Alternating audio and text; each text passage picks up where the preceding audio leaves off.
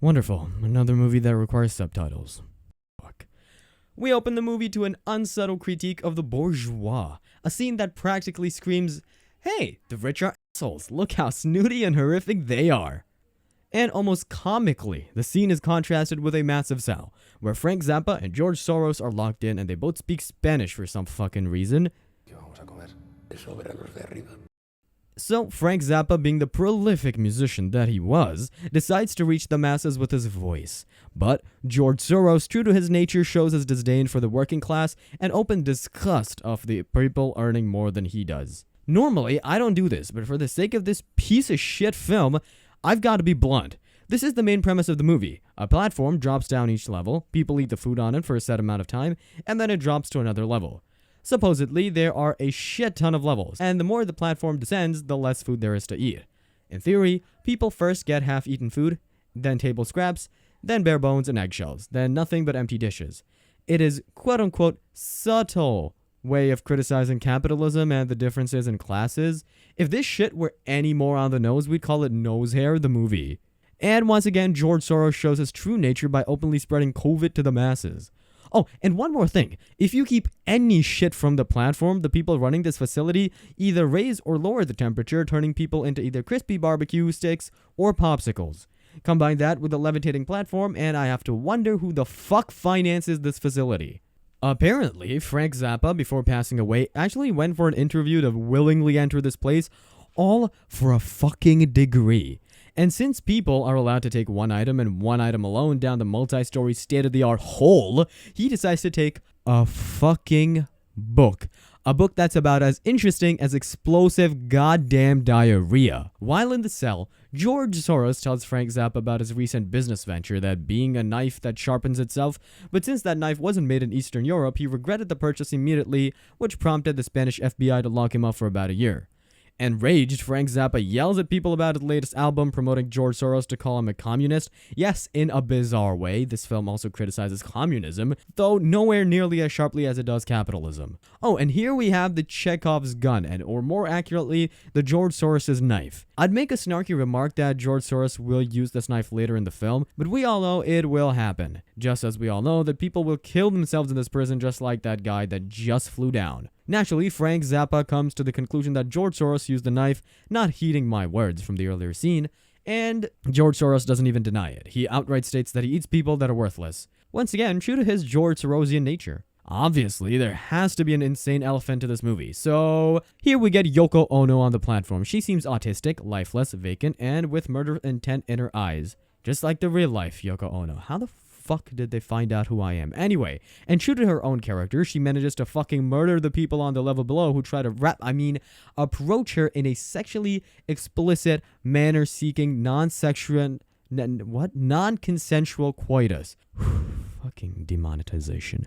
Over the course of 1 month, Frank Zappa and George Soros actually become friendly enough for the musician to rub one out in the old man's presence. They eagerly await the day when one of them can earn a ton of money on minimalistic pop music and another tons of money off bankrupting third world nations. Aw, look, they became so close. I wonder how long it'll last.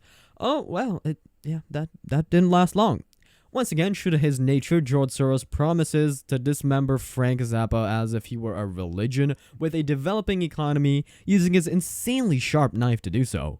Frank is about as helpless as a Monty Python sketch in the Middle East, unable to escape the geriatric Hungarian expatriate. Naturally, since a lot of people on the top of this edifice are anti-Semitic or at least anti-globalist, George Soros gets no food, which makes him cross, or, if we want to be politically correct, it makes him Star of David. Naturally, several days go by and George Soros, true to his nature, reveals in his suffering of the tortured masses. At one point, he even goes further in confirming his true character by literally carving a pound of flesh from Frank Zappa and getting ready to take a bite. Of course, Yoko Ono didn't want to be outdone in her role of the biggest bitch in the film, so she shanks George Soros in the goiter and releases Frank Zappa from his captivity. The hero that he is, Frank Zappa murders George Soros in cold blood. To add insult to injury, Yoko Ono feeds Frank Zappa with the putrid remains of George Soros in the hopes that his money-grubbing prowess will transfer onto the struggling pop sensation. Once more, we have an unsettled critique of the upper classes, with Gordon Ramsay's granduncle here beating his lessers for finding a pube in the pudding. I bet he'd have a field day berating the women preparing the food in that other movie that I hate. True to his nature, yet again, George Soros refuses to die, haunting Frank Zappa in his tobacco-addled mind. And to make things all the more traumatic, Yoko Ono even sexually assaults him. How can this get any worse? Oh, well, bestiality is one way of making it worse, but if that beast is owned by an aging Melania Trump over here, it's even worse. It turns out that Melania Trump had a prior history with Frank Zappa, bequeathing her belongings in Slovenia to participate in one of his albums, but since Slovenians cannot be trusted, she instead thrust the struggling artist into the hole with the rest of the Spanish scum. Oh, and she had shorter hair then because that was the in look, the before Donald look. Having come from former Yugoslavia, right as it was falling apart, Melania Trump regaled Frank Zappa of the stories behind the Iron Curtain. Right before she spotted the food dropping on the platform, she sorts it in a vain attempt to revive communism, but the working class on the lower level doesn't side with her.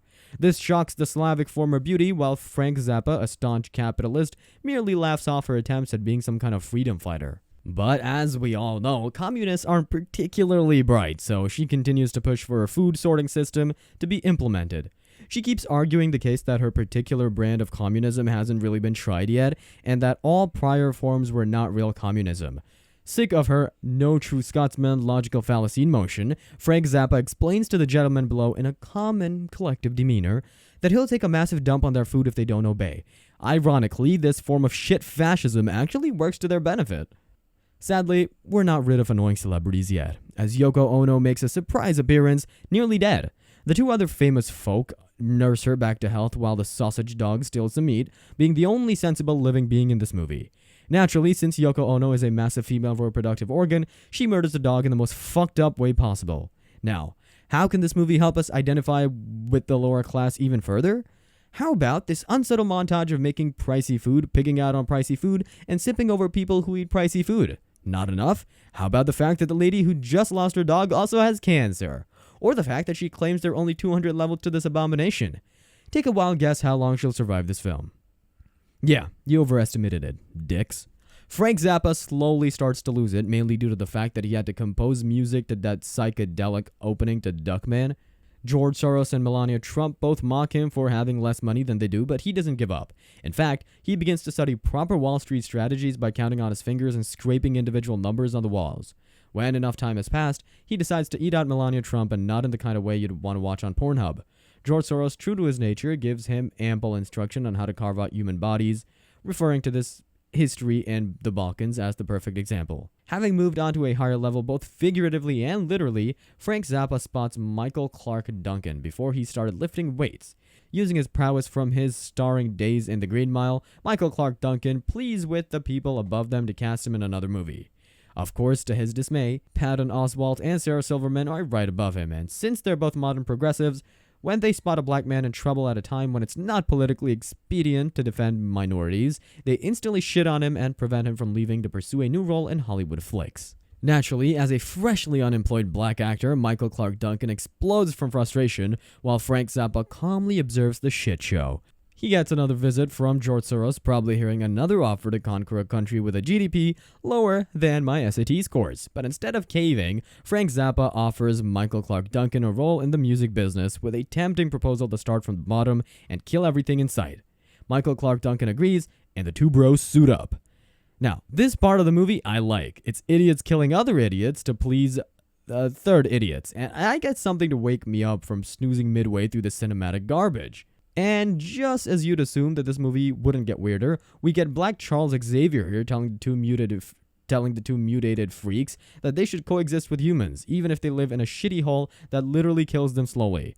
Then the stupidest plan ever is hatched, namely Frank Zappa and Michael Clark Duncan need to protect a particular cake from being eaten, just so they can set it over to the surface and teach those meanie poo-poo people on top a lesson. How that'll teach them a lesson, I have no fucking idea. But I'm not the big-brained Horace Dildo who wrote this piece of shit movie. Of course, we also have a heroic moment in this movie, namely Stone Cold Steve Austin and a typical weeaboo get a kill Yoko Ono, but themselves get offed by Frank Zappa and Michael Clark Duncan. Luckily for me, our heroes sustain severe wounds and are most likely gonna fucking die. Reaching the supposed last level, it isn't, but the movie has done the dance several times and now I refuse to acknowledge it. Our intrepid celebrity heroes run into Yoko Ono's daughter. They feed her the forbidden fruit candy, with Michael Clark Duncan clearly protesting the decision. In a desperate attempt to claw to reality, Frank Zappa once again has a bad trip, with Michael Clark Duncan telling him to send the girl up as a sacrifice to the platform gods. This message must have worn Michael Clark Duncan out. Finally, the dumb little platform drops and our intrepid hero can claim the spoils of his neither communist nor capitalist victory. But not to be outdone, at the very fucking end of the movie, the ghost of George Soros appears for the one last time, telling Frank Zappa to give in to his death and let Yoko Ono's offspring live on to ruin her own life when she grows up. The little girl flies upwards, dreaming of meeting her very own John Lennon in a Spanish parallel universe where platforms are made of resin and recycled copper.